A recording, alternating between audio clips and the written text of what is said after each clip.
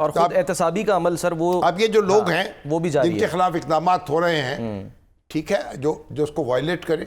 خواہ وہ فوجی ہو خواہ غیر فوجی ہو، دیکھیے حاضر سروس ہو یا ریٹائرڈ حاضر سروس ہو یا ریٹائرڈ ہو یا کسی سیاسی پارٹی کا کارکن ہو یا کسی بھی مذہبی جماعت کا رہنما ہو، صحیح یکساں سلوک اس سے ہونا چاہیے۔ فوج کو انتشار پیدا کرنا، فوج کے لوگوں کو اکسانا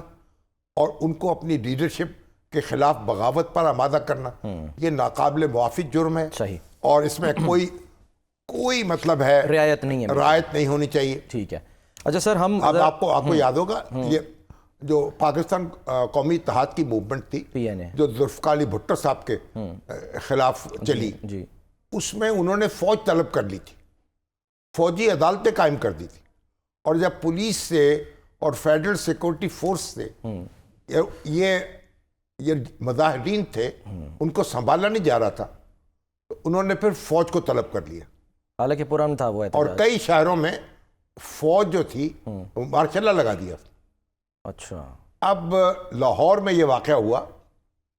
کہ لاہور میں ایک نوجوان جو ہے، یہاں جو ہمارا نیلا گنبد ہے، جی انارکلی، اس کے پیچھے جائیں، بالکل، انارکلی کی مسجد سے جلوس نکلتا تھا ہر جمعے کے بعد۔ اچھا، تو نوجوان تھے، انہوں نے جلوس نکالا اور آگے بڑھے، اچھا، ایک فوجی دستہ تھا، انہوں نے روکا، آپ آگے نہ بڑھے، لکیر کھینچ دی، اچھا، مگر وہ ایک بچہ جو تھا نوجوان،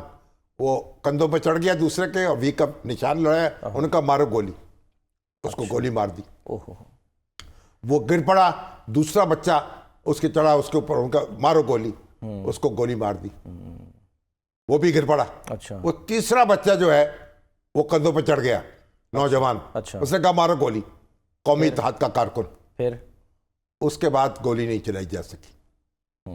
اور فوج کے جو 3 بریگیڈیئرز تھے انہوں نے انکار کر دیا اور استعفے دے دی، ان کے خلاف کوئی کارروائی ہوئی بعد میں؟ ان کو ریٹائر کر دیا گیا۔ اچھا، لیکن ان کے اس وقت، لیکن وہ جو واقعہ تھا نا، وہ مارشل لا لگانے کا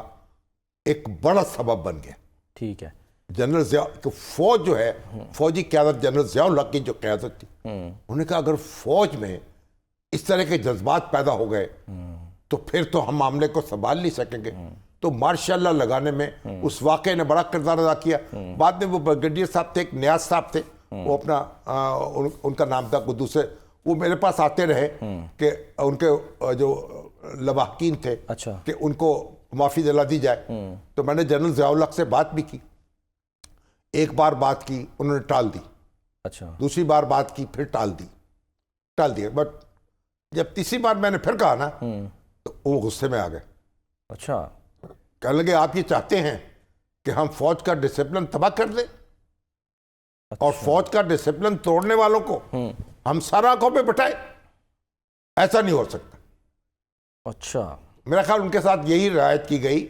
کہ ان کو جبری ریٹائر کر دیا گیا، اس وقت جو ماحول تھا اور جو جذبات تھے بہت سلگے ہوئے تھے، صحیح، ان کو سزا، قید کی سزا نہیں دی گئی، ٹھیک، کیونکہ استعفے دے دیے تھے انہوں نے، بغاوت تو نہیں کی تھی، استعفے دیے تھے۔ ٹھیک ہے۔